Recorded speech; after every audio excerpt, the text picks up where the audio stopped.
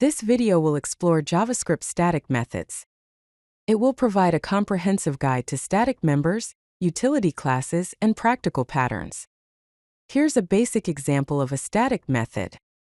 Inside a class named math, there's a static method called sum. This method takes two arguments x and y and returns their sum. Notice the keyword static before the method name. This indicates that sum is a static method.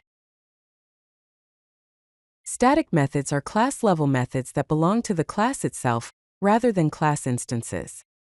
They are called directly on the class and do not require creating an object instance. For example, here is a class named calculator. It has a static method called add, which takes two numbers, x and y, and returns their sum.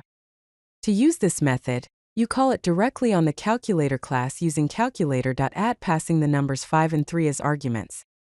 No instance of the calculator class is needed. The result would be 8.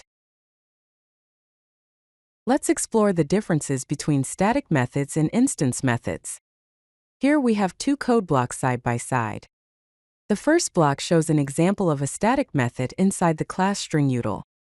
There is a static method called capitalize which takes a string as an argument and returns the string with the first letter capitalized. To call this method, we call it directly on the class string_util followed by the method name capitalize and pass hello as the argument. Static methods are called on the class itself, cannot access instance properties, and are perfect for utility functions. The second block shows an instance method inside the class user. This class has a constructor that takes name as an argument and an instance method named getName. To use this, we first need to create an instance of user by using the new keyword and passing a name, say John. Then we call the method getName on that instance. Instance methods are called on class instances, can access instance properties, and work with the object state. Static properties are class-level variables that are shared across all instances. They are accessed directly from the class and are perfect for class-wide constants or maintaining a shared state. Here we have a class named Circle. It has two static properties, pi initialized with the value 3.14159 and circle count initialized with 0. The constructor takes the radius of the circle and increments the circle count every time an instance is created. Also, there is a static method called getCount that returns the circle count. To access a static property, we call it using the class name like in the case of circle.pi. After creating a new circle, calling circle.getCount will return 1, indicating the count of the circle objects. Static methods are often used in utility classes, where the class provides helper functions that are not related to a specific object. Here we have two utility classes side by side. The first class is string_utils, which provides two static methods, capitalize and reverse. The capitalize method takes a string and returns the string with the first letter capitalized. The reverse method takes a string and returns its reverse version. Both of these can be called directly on the string_utils class without creating any instance. The second class is date_utils, which provides two static methods, format and isWeekend. The format method takes a date and returns its local string format, and isWeekend returns a boolean true if the date falls on a weekend, else returns false. Similarly, they are called directly on the date_utils class. The Singleton pattern is a design pattern that ensures a class has only one instance and provides a global point of access to that instance. This pattern can be easily implemented using static methods. Here we have a class called database connection. It uses a static private property instance. This property holds the single instance of this class. The constructor checks if an instance already exists and returns the existing instance, or it initializes the instance and sets it to the private static instance property. The getInstance method returns a new database connection instance. A connect method is also there to simulate a database connection. This ensures that only one database connection is created throughout the application. Let us explore some practical use cases of static methods. Here we have two use cases side by side. The first use case is authentication helper, for which we have an auth class.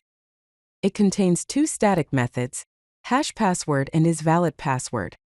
The hash password method takes a password and returns the SHA-256 hash of it. The isValidPassword method checks if the password length is greater than or equal to 8. Both the methods can be directly called on auth. The second use case is formValidator, for which we have a formValidator class. It contains two static methods: isEmail and isPhoneNumber. The isEmail method takes an email as argument and returns true if the email is valid. Similarly, isPhoneNumber takes a phone number as input and checks if it's a valid phone number. These methods are also called directly on formValidator. Now let's explore some best practices when working with static methods. First, keep static methods pure when possible.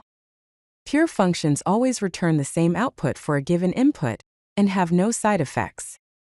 Second, each static method should do one thing and do it well. Avoid mixing multiple responsibilities. Third, use descriptive names that indicate the method is static and its purpose.